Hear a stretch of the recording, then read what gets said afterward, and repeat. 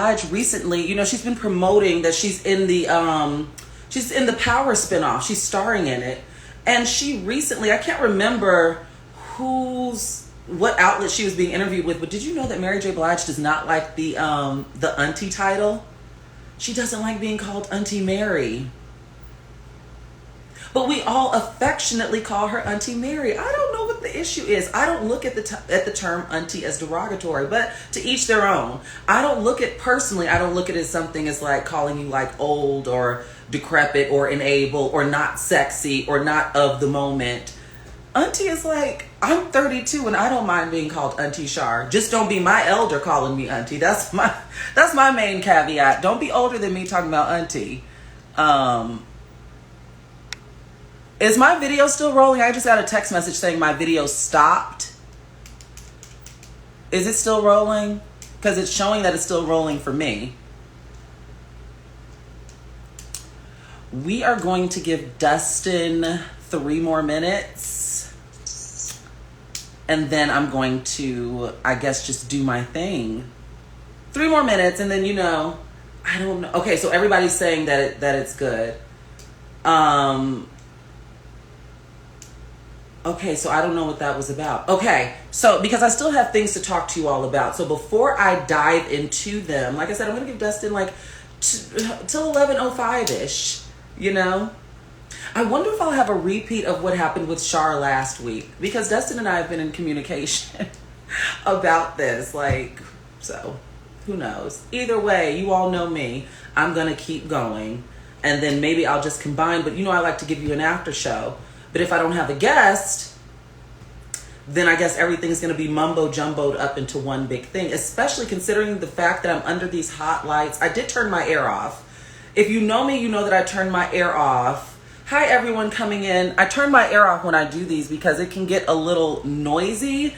And so I always have my trusty shade fan, as you know, my shade fan. And so I'm going to have to just work through this, but it is hot in LA, honey. I'm talking about triple digit. And yesterday I did go to the beach, like I mentioned at the top of this video. I did go to the beach, but when you're near any type of coastline, you don't feel the true impact. Typically, you don't feel like the real impact of what the thermostat and what the heat index is showing you. I keep getting messages that my videos have stopped. But it's still rolling for me. So I don't know if it's your Wi-Fi who's texting me, telling me that my video stopped. If my video has stopped, let me know, you all. Because it's still rolling for me. But anywho, so yeah, it's like the weather outside is like, it feels like a blow dryer. It's very reminiscent of Vegas heat. If you're familiar with Vegas heat, then you know it can get pretty hot.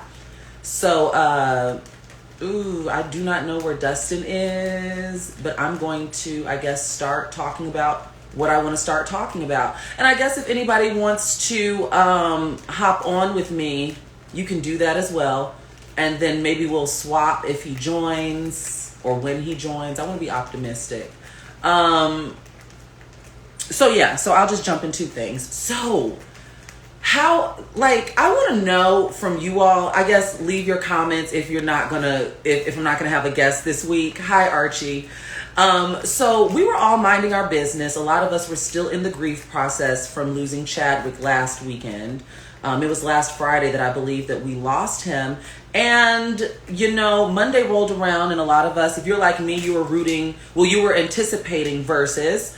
Last week on Sundays with Shar on my after show towards the tail end, Jarrett Hill, and he invited me down to his place to watch verses. And so I went and we had a good time. It was fun. And I watched all 3 hours over there and then I came back up here. And if you're like me, then you went into this, respecting and acknowledging everyone involved, all parties involved, but you had your team and I was Team the Goon. It's no secret. We've been talking about this for the past 3 weeks with my other 2 guests prior to today. And I went in at Team Monica. And so in my eyes, and I love Brandy, and I don't want to be talking about old news, but because this is a Sunday and the week hasn't started, we got to talk about what happened. But before verses even hit, I was minding my business. I was on Instagram scrolling on Monday, and I saw that Niecy Nash hosted. now Mrs. Carol Denise Betts. And at first I was a bit caught off guard. I was like, well, what is this? And when I saw it, the post was like 27 minutes old. So it had been up for about 30 minutes. And see, people are in the comments drawing their lines in the sand. Brandy did not win to me. Monica won. And we can agree to disagree. If you all are what are they, Slayanas or B-Rockas? What is Brandy's fan base called? Because I'm Team the Goon, okay? And I say that in jest. I really do enjoy both ladies. But I'm Monica. But, so I was minding my business and I was like, well, what the hell is this that Niecy dropped? I'm thinking, you all legitimately, I thought this was something for a role. I really did think this was something for a role. And then I went to Twitter like we always do. Well, let me ask you all this. When you see something like on Instagram, do you run to Google and search the person's name, or do you run to Twitter and search the person's name? I gotta be honest, I'm a Twitter girl, hands down, because even though search engines, like internet search engines, are like up to date, up to speed with the news, typically what they are garnering, what the results are giving you, is things that come from like published works, articles, websites. Twitter, you don't need that. Twitter, all you got to do is type in the person's name and you can get up to the minute T. Or at least you can do what I do and put my Sherlock Holmes on and you find, you can connect the dots and see where it goes to. So instantly when I typed in Niecy's name, the first thing that popped up, the top hit, was an article from Out Magazine. And who'da thunk it? Who'da thunk Mrs., a blowjob a day keeps the cheating away, would be queer. Well, I don't know if I should call her. We don't know how she identifies. I'm going to say a lesbian to be safe, because we don't know how she identifies. But I was very, very happy for them. I found out Jessica was on the what show? She did the show. When Missy Elliott was looking for the next great talent. Jessica competed on that show. I did not watch that show. You all know I talk about this time and time again. I am not a reality, like a competition reality show type girl. So I really wasn't, around that time at least, I wasn't watching that show. And I believe it only was for one season. So she competed on that. And then I stopped watching Claws. I enjoyed Claws season 1. I watched part of season 2, but what got me for season 2, and it's nothing personal against the show, nothing against the actors. For me, I believe it was when season 2 launched, the time slot conflicted with Pose's time slot. And so I would stack my shows like I typically do. Like, I know that P-Valley came out last night. They released that episode early.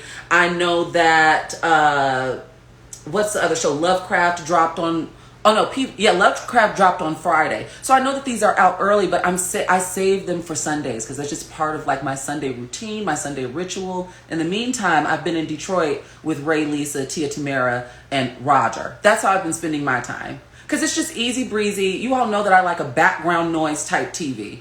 I'm not necessarily, if I'm binging, I don't really like undivided attention binging. I like, where I could do other things. And so that's what Sister has been for me. So I say that to say I ended up, Claws kind of fell by the wayside because it was summer. And I was having hot girl summers and I just couldn't stack my programming. So I watched part of season 2 and then I just kind of drifted off. Plus, it was something about the writing that felt a bit repetitive to me at some point. And then I just gave my undivided attention to Pose. I should mention that last summer, Claws and Pose's time slot, they did not conflict. But because I was already a season behind, I didn't go back and revisit anything. Am I making sense? I always feel like I'm going through these things, alone. But anyway, Jessica was on Claws alongside Niecy Nash, and she, it was like a wedding scene. I guess she was like a wedding singer, so I find that fascinating. And Niecy, this year has been so long, I should mention that she's gotten both divorced and remarried in under a year. So, and I look at like that friend group, right? Like Niecy got her husband, and they were like this power couple, like her most recent ex-husband, they were like this power couple. And if you can think back far enough, Niecy and her husband are responsible for introducing Sherry Shepherd to her ex-husband. Remember Sherry Shepherd? Her ex-husband is very, very trifling. I can't remember his name. But he's very, very trifling and like trying to take Sherry to the bank for something that I guess they froze eggs. And then when when they divorced, when they split, he still had like, I guess like some type of property, like he still had ownership over like the embryos or whatever. And then he decided, and don't get me to lying, so this is all alleged. And then from my recollection, he then decided to go ahead and like put the baby in the, let's get the gestation process going. Like, I want a baby now with your egg, like this embryo that is formed. And then he turned around and took, like, while the baby was still cooking or whatever, he's trying to get child support, or was trying. And I think Sherry was ordered to pay him. If I'm not mistaken, she's paying him like $4,000 a month.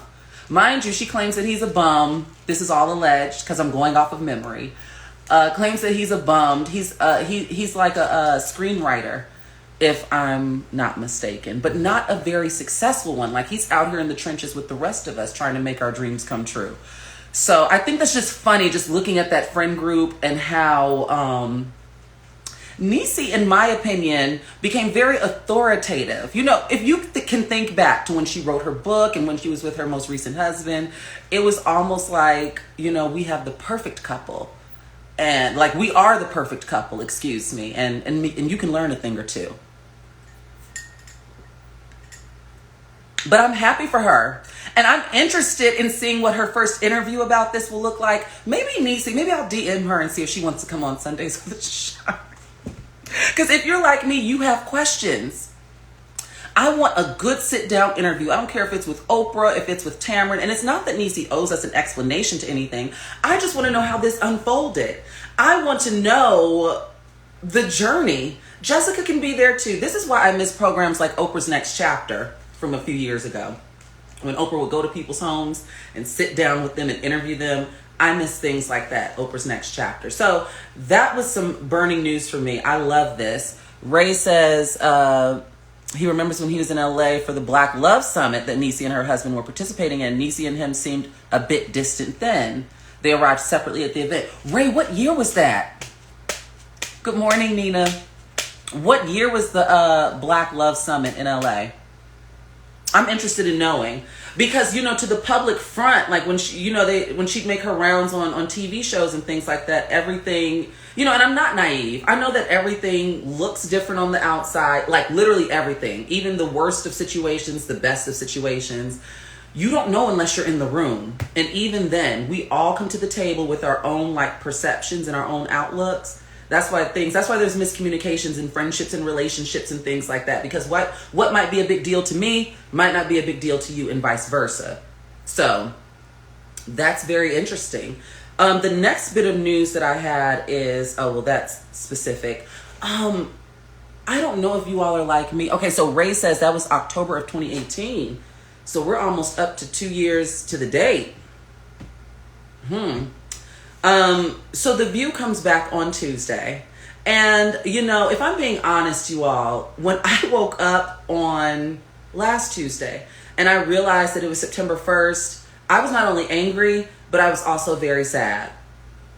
And this is coming off the heels of being okay on August 31st, and all of August, I was pretty much okay, I believe. Like, I wasn't like waking up looking at the date like crumbling, but I think it was something about how when this pandemic first started back in March and in April, and when I'd be, talking to friends and reading articles, my mind, like in March, I was like, oh child, by the time August hits, this will all be a thing of the past. And I think it was something about really just looking at the date and seeing that the date read September 1st, 2020, that just sent me spiraling for a bit. Like, Tuesday was not a good day for me. It just was not a good day for me because, like, that was the root of it. I should mention that. The foundation of it was coming to terms with that it's actually September. That was the root of it. I just couldn't believe it's a reality that I just refuse to accept, even though you all know, if you watch my after show or whatever, it's one of those things where I've already come to terms with this year is like practically over, so to speak. As far as like, and when I say over, I mean like as far as like trying to plan things. For me, you all can go on vacation and travel the world and do whatever you see fit. 2020 for Shar, I'm not doing any of that. I'm still very, very aware of COVID and who I want to be around and what I want to be around. You know what I'm saying? Like everybody flocked to Atlanta this weekend. Well, not everybody. A very specific demographic flocked to Atlanta this weekend. A lot of people. And I think I'm past past the point of shaming. For what? Yes, I was shaming folks, a few months ago. Now I've reached a point where, and that's not me saying that things are like lighthearted. I've just specifically reached a point where I've determined people are ultimately going to do what they want to do. And me taking to the internet, me taking to these apps and finger wagging at people is not going to in any way sway them from taking a trip. Clearly, I feel like I talk about this every week, but that's what also adds to the frustration, right? Because it's like, I'm ready to put this past me. And for some of you all, you've already put COVID and everything going on past you, but it's not over. We're not anywhere near it being over. Like, we don't have the luxury of living in countries that really took initiative and locked this thing down until they got it figured out. Because they're already getting back to, a lot of countries overseas across the pond, they are getting back to their regularly scheduled programming, and we're in a cesspool of death and despair over here, okay? Because we have crappy, presidential administration and leadership in this country, just fundamentally, who don't want to listen to scientists, and people are getting restless. And I think that's why I'm like not so in a space of shaming, because I can acknowledge that. I can even be transparent and say I've gotten restless. Last Sunday, when I finished Sundays with Shar, I checked 3 Instagram stories and everybody was out to brunch. The 3 stories that I checked, those first 3 bubbles for you, everybody was out to brunch. And I mean, when I say out to brunch, I mean, it's not just, you and 2 friends and enough distance. I'm talking about shoulder to shoulder, clink, clink, toast. And I'm like, I had to FaceTime one of my friends, one of my friends who I know has been like locking it down with me. And I'm like, friend, if you're not busy, can you just pour into me for a minute? Because I am feeling tempted, even though I know that I'd probably have some anxiety show up if I chose to, because I got invited to brunch too. I should mention that. I did not go. I have gone out to restaurants. I went to 2 restaurants this entire time. I'm talking about from March until now. I've eaten out, 3 times. But all 3 times it has been far, and it hasn't been like 8 of us around the table. You get what I'm saying? And it might be a cultural thing per city, because I know, I have a lot of friends that live in Texas. And I know like in places like Texas, everybody like culturally is a little loose around it. But that's not necessarily the case in Los Angeles, even though a lot of people are. A lot of people have, hi Courtney. A lot of people have began to loosen up. And I'm like, you all, I can't, And I'm scared to see the aftermath of this. All those people hubbed together, and then not everybody lives alone. So people are going to be bringing stuff back to roommates, bringing stuff back to grandma. I mean, we've been talking about this for the past 6 months. And then we got cold and flu season right around the corner. And not every place has the temperatures of Southern California. Some people are going home to places whose weather is already changing. You know what I'm saying? Like the temperatures are already dropping, which could influence some things.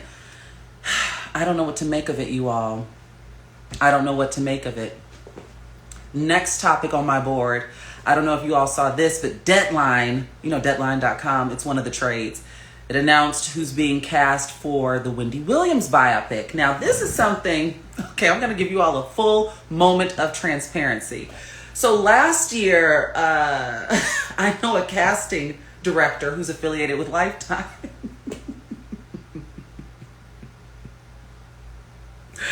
I know a casting director who is affiliated with Lifetime. And I interviewed someone who was at the time. So I interviewed someone who was participating in, I forgot what role he served, but in some type of behind the scenes facet of the Clark Sisters movie. This is when the Clark Sisters movie was under production. And so he and I got to talking, and he said, I believe X, Y, and Z is doing the casting for the Wendy movie. And I said, oh, X, Y, and Z is doing this? And I happen to know X, Y, and Z personally. So you know what I did? I hopped on my phone. I said, this is so unconventional.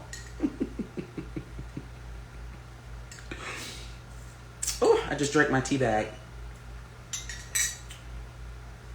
I text the casting director and I said, have you found your Wendy yet? Even though I'm sure Wendy wouldn't go for it, you know, I mean, only because she has been, you know, her relationship to trans women has a sordid history. I don't know if she'd want a woman who is trans playing her in a biopic, but I said, listen, I'm willing to, how you do it? I'm willing to audition.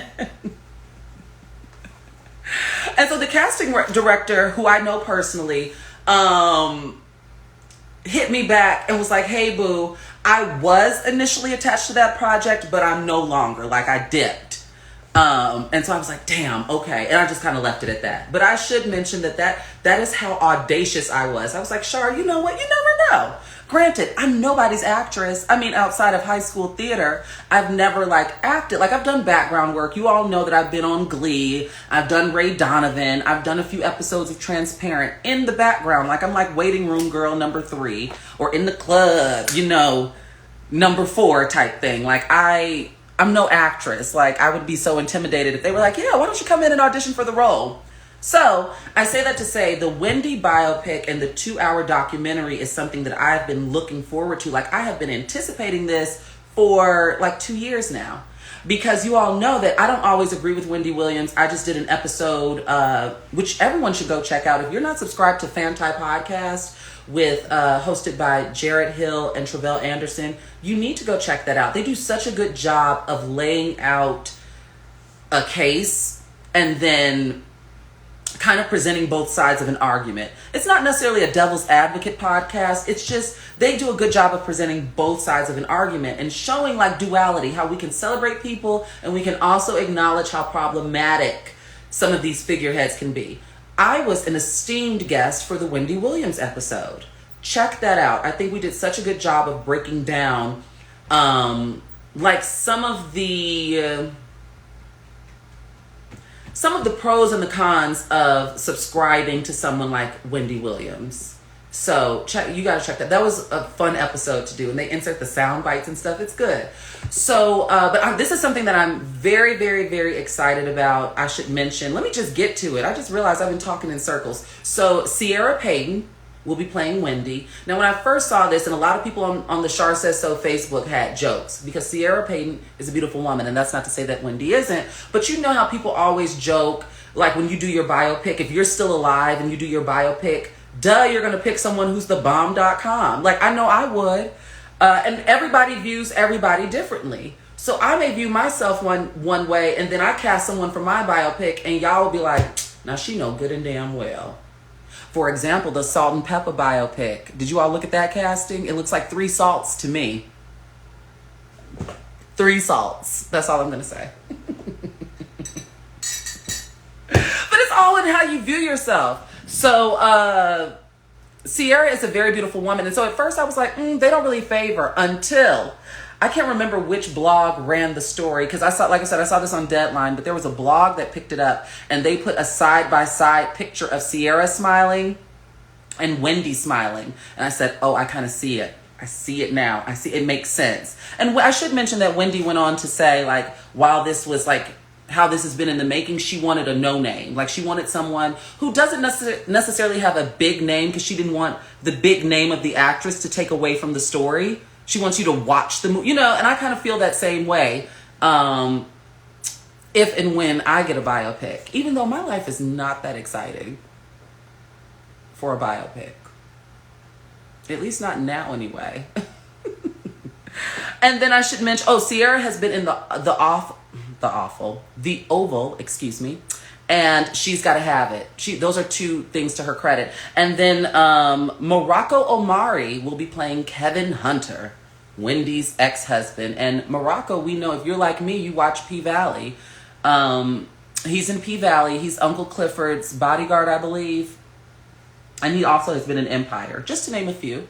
I'm anticipating this because what this showed me is that the ball has really gotten to rolling. Because they filmed the documentary. Wendy has a 2-hour documentary. It's going to be a 4-hour Wendy Williams night on Lifetime when this surfaces. Because she did a documentary back in like 2018. And if you watch the Clark Sisters movie when it aired in real time, then you saw the teaser for it. And so I guess they're all going to group them together. And I think the movie was originally supposed to be out in May of this year. And by the time May happened, they hadn't even started production because they were still looking for. You see, the actors and the actresses were just announced September, late August, like. So like I said, I'm looking forward to this. We probably at this rate, I don't know what year do you all think we'll get this biopic? I say mid to late 2021. By the way, has anyone watching? Did you all pay that extra $30 to Disney Plus to check out Mulan, or are you like me and you're gonna wait until December to watch?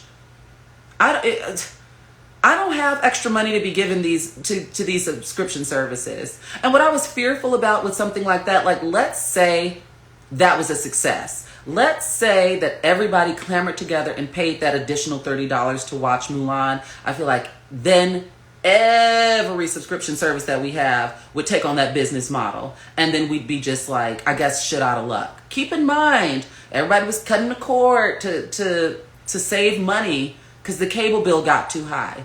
But really sit down and calculate how many services that you subscribe to. And it's up there with the services that you subscribe to plus your monthly internet bill. I bet you it competes with your cable bill or your former cable bill. Boycott Mulan. What's the tea? I haven't seen anything about this. Why are we boycotting Mulan? Why are we boycotting Mulan, you all? Someone fill me in to the best of your knowledge. I promise I'll say allegedly before I read it off. Why are we boycotting Mulan? But yeah, so I'm fearful of that business model, and I'm so glad that Disney did not try that with Black is King, because then I would have caved. If they were like, it's an additional $30 to watch Black is King, I would have paid that. I really would have. So I'm glad that a lot of people are not watching this. Like a lot of the actress. Okay, so according to a few of you all, the actress supports the police. Is pro-mainland China. Oh, so her politics are messed up. Kind of like a lot of controversy, which I never delved into, but like with Gal Gadot, who stars as DC's Wonder Woman. There's been some conversation around her politics as well.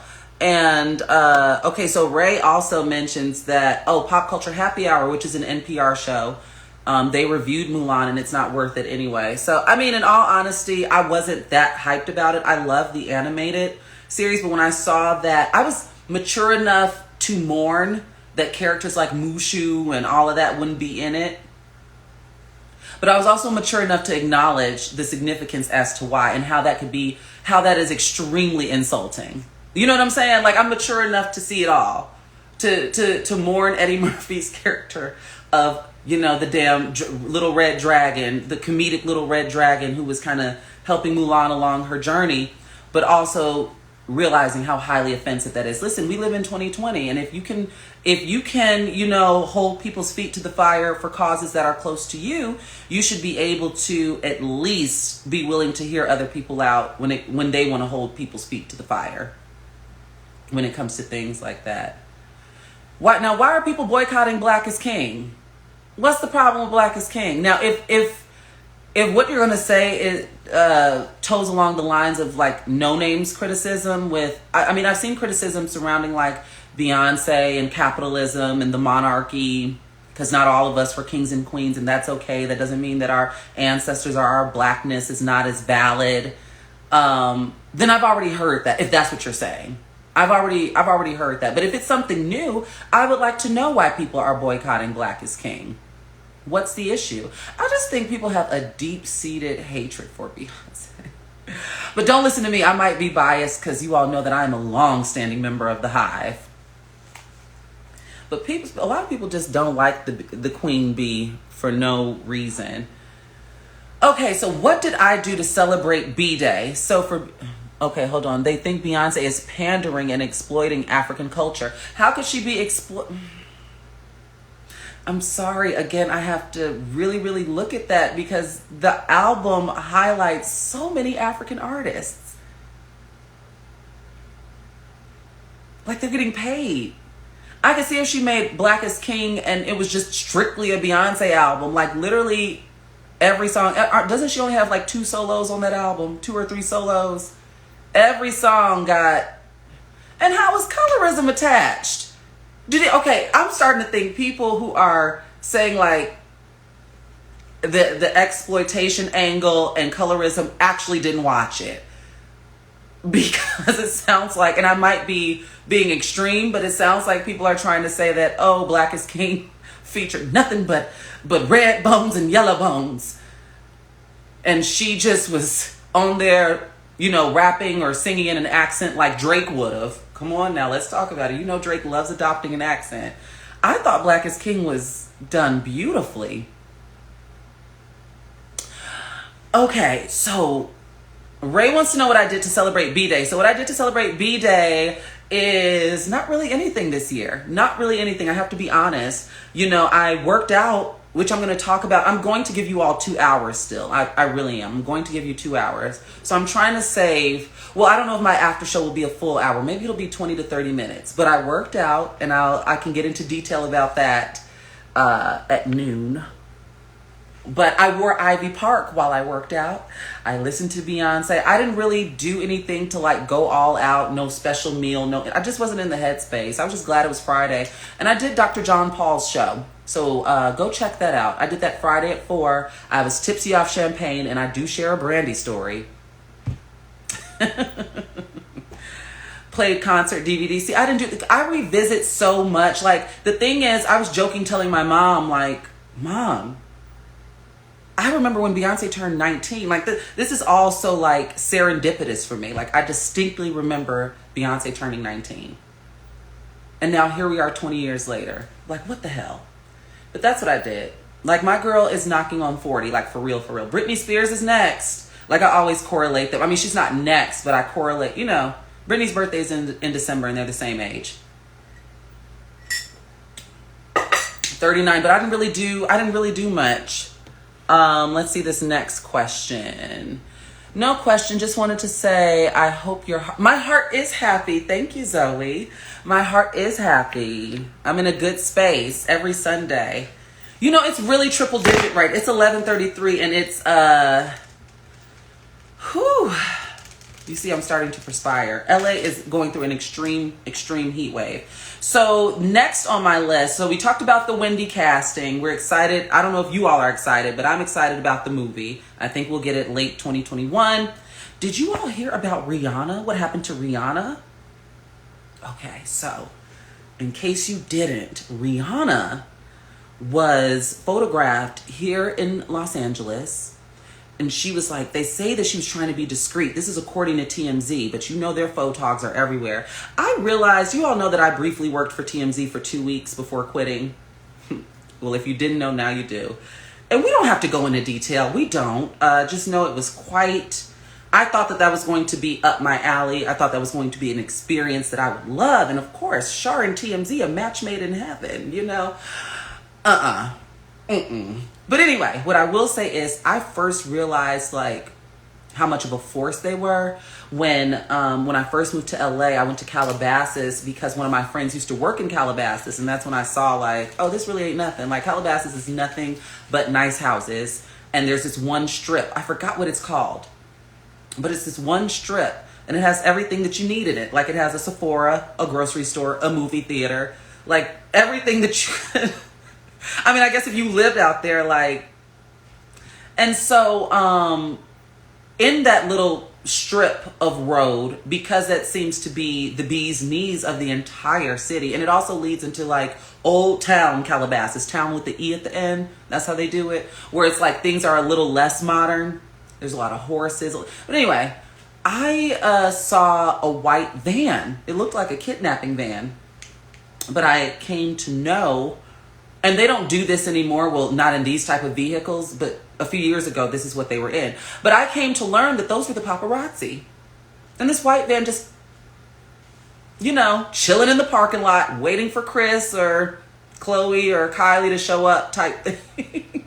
So they can do what they needed to do. And what was funny is that my friend that used to work in Calabasas, This strip that I'm telling you all about was across the street from his job. So sometimes he'd go over there and get something to eat, and then he'd send me like a video of like Chris walking to her car, like flipping the paparazzi off. But like Chris was like 10 feet away from him. Like this is how, but you know, it's not a big deal to people who live out there. Like Calabasas is kind of far out. So I guess people who live there, it's not a big deal. It's like, child, there go Kim again. And that's also where Dash was. I should note that. If you were watching the Kardashians season 1, 2, remember that store they used to have? Not the one on Melrose, but the original. When Courtney was like kind of running it, that was in that same little strip. I forgot what it's called though. But they have restaurants, like I said, Sephora, grocery store, everything I guess that you would need if you lived in Calabasas. I'm going to get to TMZ though. What gentleman callers are piquing my interest? None. None this week at least. You know, it takes an incredible amount of patience to deal with men.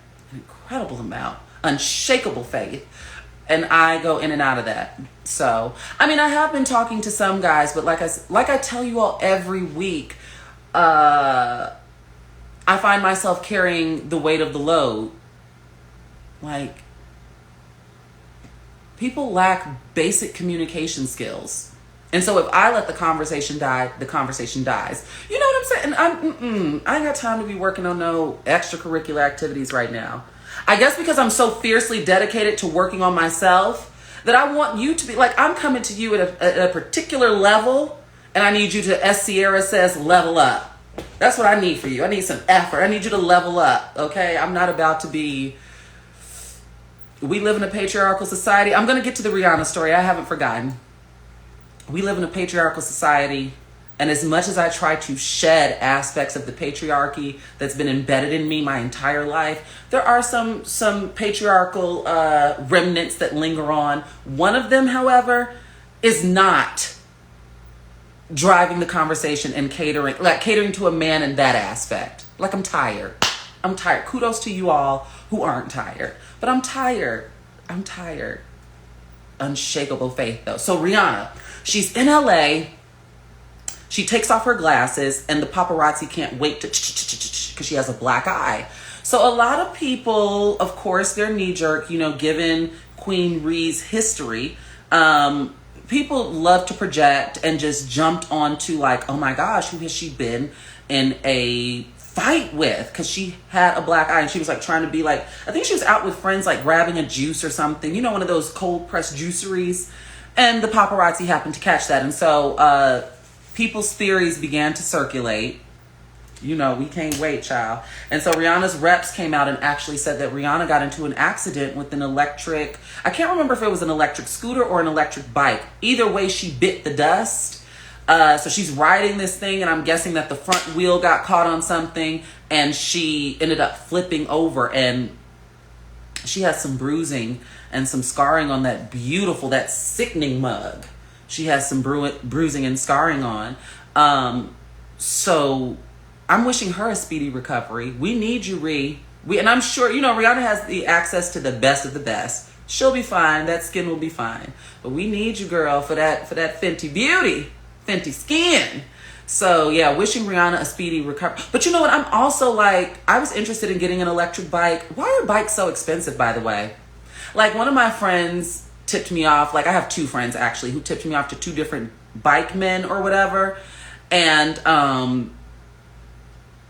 like, if I wanted to go to a bicycle shop in Los Angeles and purchase a bike, it's going to run me a smooth $600+ plus. But I found some little shortcuts out here where I could get one for like $200. And I'm thinking to myself, if bikes always cost this much? Because my parents were definitely like, we all had bikes growing up. Like, y'all were certainly. As a matter of fact, I need to call my mom after I'm done with the second hour and ask her, has there been inflation on bicycle prices? Or, you know what, I bet they're different for when you're like a child versus an adult bike. But good Lord, they're so expensive. But those electric bikes, baby. Okay, Jazz says COVID seems to have drawn the prices up. COVID has spiked prices in everything. By the way, you know what, look, I'm going to get back to the electric bike, so don't let me forget. I want to mention, I saw a fascinating tweet how basically mapping out how September rent is still due. We have not had a rent freeze. We have not gotten a second stimulus. And I was in conversation with some friends yesterday, like, what do these people want from us? Like, I get that America hates, you know, middle class, so to speak, and poor people, like we're only out for the rich. But it's like, what does this country want from us? I also found, I don't know the validity to this, but I saw a tweet saying that America is the only country, the United States is the only country with a damn credit score. We the only ones with credit scores. Like across the pond, they don't have credit scores. So I just thinking about that. It just sucks. But the point I'm trying to make is, so Spectrum, my internet is through Spectrum, and these people have never called me in the ways that they called me. So typically, I'm going to be transparent with you all. Typically, I pay my Spectrum bill around the 7th. These people called me twice on the 1st, on Tuesday. And do you know, I'm telling you this story because I felt like Spectrum turned into like student loan people on me. Because not only were they calling me, but they started sending me letters. These people called me at 8:00 p.m. And this may be the norm for some people watching. For me, I've never had a utility type bill person call me that late. Like, aren't y'all supposed to be at home? Or maybe you are at home because of COVID. But it's 8 p.m. You gonna get your little $75. Not right now. You gonna get it though. 8:00? That was unheard. I was offended. I wanted to tell them to get a job, but they are at work. 8:00, y'all. 8:00 p.m. You want that $75 that bad. I hate it here. But yeah, so like I was saying, with these electric things, Rihanna was on an electric, either scooter or an electric bike. I'm hearing that these things can ride up to like 30 miles an hour. So you have to be careful when you get them. And if you all remember back a few months ago, Simon Cowell actually broke his back on an electric bike. So, but I was definitely looking into one because it just looked cool to me. Like the thick tires and all of that. Like, it looked cool to me. So, yeah. We gotta, come on now. We gotta collectively pray for a speedy recovery for Queen Ree. Hope she gets well soon. Like I said, okay, I think I'm done with most of my topics. Maybe I'll end this early and then jump into my second, the after show part. Because I still have to have 2 shows per whatever. I don't know where Dustin is. I don't know what happened, you all. We were in communication. In fairness, I hadn't heard from him all day today. And the last we talked was Friday. I hope he's okay.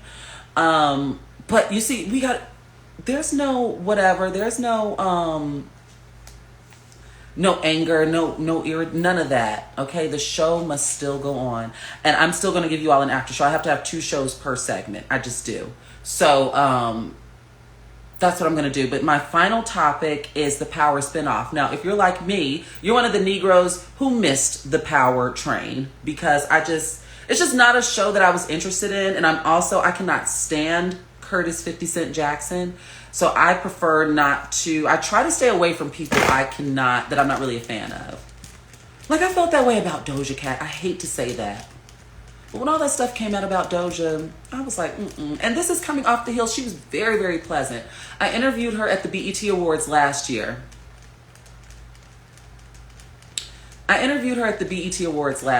And so, yeah. Well, Ray, that was explicitly like in the email and stuff. So, and thank you, Ryan. So yeah, I say that to say I interviewed Doja last year at the BET Awards, and she was so much damn fun. She even sang, speaking, because I'm leading into Power, the Power spinoff that's starring Mary J. Blige and Method Man. But last year's BET Award, remember, Mary J. Blige is the one that was being honored. And Doja was one of the first people to walk the carpet, and I got her to sing her favorite Mary song with me. And so when I had to kind of take a step back from her work, I chose to do that because it was just too much confusion about her, quote unquote, showing feet in racial chat rooms, and that I still don't understand that didn't do nothing. Because, I mean, like I said, correct me if I'm wrong, but that's a term that white supremacists have drafted up, if I'm not mistaken, and they use it. They make fun of black bodies in the street. using that term in their corner of the dark web, the 4chan, 8chan, whatever it's called. And then she makes a song called Didn't Do Not. Like, the case stacked up against Doja just did not sit well with me. So I feel that same way about 50 and a few other celebrities, where I'm just like, y'all are really making it hard to give you grace, because the case presented it's not agreeing with me. I feel that way about Dave Chappelle. Even though every straight black man in my life will argue on Dave's behalf, the house down. The house down. I just got in, well, I shouldn't say an argument, but I definitely got into a bit of a discourse, because I think Dave Chappelle is sampled on Big Sean's new album. And I was with, I was in the company of a cishet black man the day after Sean's album dropped. And like I said, I think Dave has like a bit on there or whatever. And I was like, oh, that's who that was? Because I didn't recognize the voice. We're listening. And I was like, I rolled my eyes. And he was like, look, I know before you even say anything, I get it. And I'm not interested. All of y'all are the same. There's no case you're going to argue. So I say that to say there's just certain celebrities who I just do not subscribe to fully. And that's not to say I won't be back. But as for now, let me work through my stuff. Everybody's entitled to spend their dollar and give their intention where they see fit. Just like people are boycotting Black is King. Okay? And Mulan and things like that. Everybody's entitled to spend their dollar and give their attention where they see fit. And that's just not where I'm at. But anyway, I'm one of the Negroes that the power train missed. It just, subject matter, the clips that I saw, I didn't think it was for me. And I still, to this day, have never seen an episode of Power. I might have seen a scene, but I've never seen an episode. Oh yeah, I can round out talking about that. Thank you, sis. I'm going to talk about the Beverly Hills reunion to finish up these 10 minutes. I still can't believe I can talk to you all for an hour. I still can't believe I can do this. Like, an hour flies by so quickly. And then I still am giving you all a second part, like I said. So, congratulations to Mary J. Blige. I have been debating on supporting the Power spinoff because it just premiered. I already have Stars. I was planning on canceling my Stars today. Like, as soon as I finish P-Valley, I'm going in that Hulu subscription and I'm yanking that Stars package out of there, because I do not watch Stars at all. There's nothing on Stars that I watch. Nothing. But I'm kind of intrigued. Like, do I give this Power spinoff a chance? Do I? Have you all been watching it? Are you going to check it out? Like I said, Mary J. Blige stars in it. Method Man's fine ass stars in it. I'm kind of fearful that I'm going to give it a chance and then end up liking it. And then here we are type thing. You know what I'm saying? But I want to support MJB. So that's new. So finally, last but not least, the Beverly Hills, the dolls of Beverly Hills, as I call them, the housewives. If I'm being honest, part one didn't really do it for me. And I know that a lot of people are a bit indifferent about Rinna. But for me, Rinna makes the show. And you can take from that what you will. Ooh, excuse me. You can take from that what you will. But if Lisa Rinna were not a part of that cast, that show would be even more of a snooze fest. Also, I have a critique surrounding, the storyline. I feel like, and I was talking on Twitter, I can't remember who I was talking on Twitter to this about, but the storyline this season just got on my damn nerves, because I feel like, in comparison to like Atlanta, right? Like, I love the Atlanta girls. By the way, Nene has not come out and admitted to being fired yet. Like, she's still holding on to that. Nene is gone, you all. I firmly believe Nene Leakes will not be gone for good. Like, she doesn't even have agency to take a break. Like, I believe that producers, people at Bravo, everyone's done with Nene Leakes, which kind of hurts my heart, because Nene Leakes is Atlanta to me. But Cynthia Bailey, or do I call her Cynthia Hill? 10-10-20 is right around the corner. That's supposed to be their wedding day. But yes, she did delete her IG, Ray. Nene Leakes deleted her Instagram, by the way, you all, a few weeks ago. So I don't know. Maybe she's returning to, I don't know.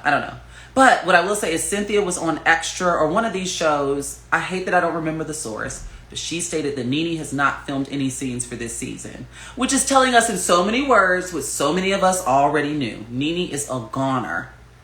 It's not going to be 10 years later and I'm still the tastiest peach in Atlanta. And you know that season's going to drop right around Thanksgiving, I believe. Unless they pushed it back. You know, shooting schedules are all around the place now. Like, so many people are just now starting to film again. Like, I'm hearing from, well, I don't even know if I can tell y'all about the show that I just heard that just fired back up.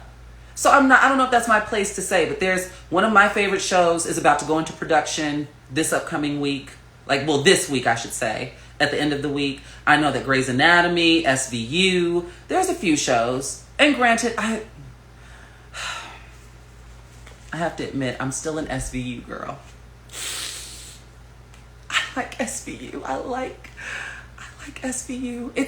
It's too familiar for me at this point for me to cut SVU off. And I understand the climate, but for entertainment purposes, I still like and watch SVU. As long as they'll keep cranking out new seasons, I'll be there to watch them. And I can, duality, right? That's what we've been talking about.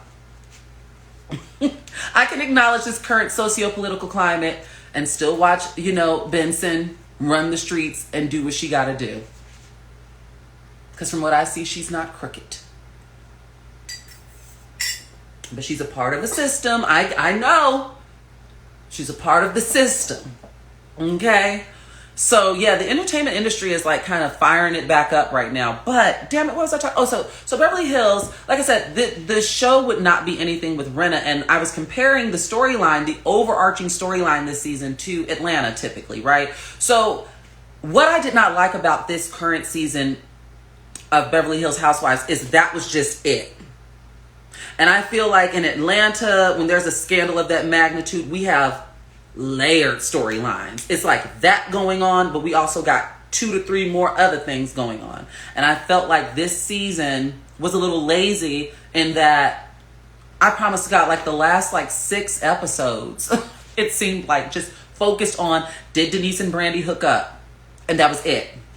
That was literally it. No one had to, no one had any other drama of their own. It was literally just these group shots coming together on vacation or at lunch or at these dinners or some type of event and discussing, did Brandy and Denise hook up? I got so tired of watching that. Even though I watched every week, I'm like, y'all, I'm ready for something new. I'm ready for something fresh. I'm ready for something cute. So, no, I did not watch Ready to Love. Yes, Jakar. Well, I don't know if there's going to be a spinoff. I think Stabler is returning to the cast. I don't know if there's going to be a spinoff. That's for SVU. Because those of you who go back and watch this can't see the comments, so I'm trying to do better at reframing the comments so that you understand contextually what I'm talking about when you go back and watch this. So Jakar asks, is there supposed to be an SVU spinoff with Stabler? And I think he's joining the cast. I don't think there's supposed to be a spinoff. Ray, I do not watch Ready to Love. Nina, what are you talking about? True Maid. But the image of this white man sitting at the helm of a black cast of women making... Oh, Nina's talking about, I'm guessing Housewives of Atlanta. Oh, Michael's right. Okay, Michael stepped in the room and said he is getting his own show. Okay, I thought he was returning to SVU. Okay, I don't know how I feel about that. Hi, Pierre. Expect a call from me around 1 p.m. Clear your schedule. And expect a FaceTime call from me around 1 p.m. Just giving you a heads up. But yeah, so y'all, you see I just go all over the place. But the Beverly Hills Housewives reunion in particular, I am looking forward to next week. Like part 1 did not suck me in. And typically with these reunions, part 1 comes out slugging. And then part 2 is kind of and then part 3 rounds it back up. But part one didn't sucker punch me like I needed it to. It did not fulfill me. So, like I said, without Rinna being there stirring the pot, like she has a very, like Rinna knows the position that she plays and she does it well. She does it well. She is the most, single-handedly this past season alone, she was the most entertaining housewife of that franchise. Yes, Pierre, it is virtual. Part 1 just aired. So we still have 2 more weeks of this. But yeah, so shout out to Renna, shout out to those Beverly Hills girls. You know, Kyle's a Capricorn, but she doesn't always give us a good name. Kyle get on my damn nerves. And I love Garcelle. I love Garcelle being a part of the cast. I love it. I love it. I love it. I love it. She's so good and she knows what she's talking about. And also, you know, congratulations to Garcelle. She is going to be on The Real. She got brought in as a host. And Marie Osmond just left the talk after 1 season now. I saw, shout out to the good sis Trace Lissette. She threw my name in the ring. And I'm like, listen, I would do the talk. I'd sit around with, even though there's one person on the talk who I just cannot stand. Oh my God, I cannot stand her. Oh! But I'd work with her. I would definitely work with her. So yeah. And I like the talk only because, I mean, I don't really watch. In fairness, I stopped watching the talk when Julie Chen Moonves left. But they don't talk about politics. So I know that that's not a show. If I worked there, I know that's not a show that would run me, you know, ragged, with, especially in this climate, you know. But also, that's where I straddle the fence, because I feel like I have a social responsibility as a Black woman with a platform, especially if I'm going to be on TV. I'm going to have to weigh in at some point. You get what I'm saying? But yeah, shout out to Garcelle. You know, the Real does not have Amanda anymore. And Tamara left. Tamara Mowry Housley is gone. So now it'll be Garcelle, Jeannie, Lonnie, and Adrian. And I'm not really even a big viewer of The Real. I went to the show twice, you know, with friends. I was like +1s of people. I'm not even a big viewer of The Real. But I'm going to check out Garcelle. I'm going to see how Garcelle might be the selling point for me, honestly. And hopefully, you know, I hope that they diversify their topics. I just feel like as a panel of women of color from all different walks of life, it's doing a disservice to the community if we're not talking about The Real, if you know what I'm saying. We're talking about our favorite lip gloss colors and what would you do if you found out your man was cheating, and we're not talking about real time things. By the way, The View comes back on Tuesday. You all know that is, you know, programming for me. I'm going to be tuning in Tuesday. Meghan McCain is going to be on maternity leave, but I think it's going to be sporadic. I don't know that rollout, but they're allegedly going to have conservative hosts fill it, like surprise people. I don't know what that looks like, but I'm very, very excited for Sarah Haynes to return. I love Sarah Haynes on The View. And you know, because Sarah Strahan and Kiki got canceled, her schedule's free now. And I'm just glad that ABC's keeping her around. So on Tuesday, we'll have Whoopi, Joy, Sunny, Sarah, and possibly Megan. Because I think Megan is due any day now. You know she's pregnant. She's due any day now. And I think she's going to take some time off, but she said she's going to be back as the election cycle approaches, even though I don't think that's realistic. We got like less than 60 days, right, until we go to those polls. But anyway, I have less than a minute left. Come back for hour 2, because this hour we discussed, you know, the topics in the news. Next hour, you know the routine. We get into my business. And if anyone wants to go split screen with me, let me, you know, go split screen with me. It's going to get real personal. So, and I don't know if I'm going to go a full hour. I don't know. So, yeah. Come right back, you all. Bye.